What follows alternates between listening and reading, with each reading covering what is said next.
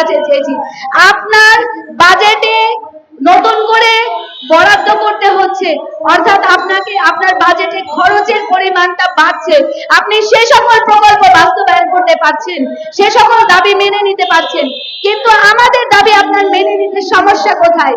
আমরা যদি 1 লাখ শিক্ষার্থীও নতুন করে আবেদনের সুযোগ পাই, আপনার রাজস্বে আরো কত কোটি টাকা যুক্ত হবে।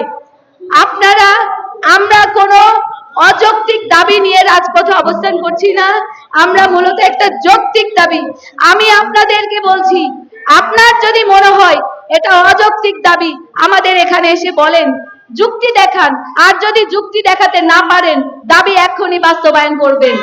আমরা এই দাবি বাস্তবায়ন না হওয়া পর্যন্ত মাঠ ছাড়বো না, এবং এর থেকেও কঠোরতম সিদ্ধান্ত আমরা নিব। এই রাষ্ট্রকে লাঞ্ছিত না করে আমরা ফিরবো না। রাষ্ট্র যদি আমাদের দাবি বাস্তবায়ন না করে, রাষ্ট্রকে চরম অপমানের সম্মুখীন হতে হবে। এই ডিক্লারেশন আমরা দিয়ে যাচ্ছি।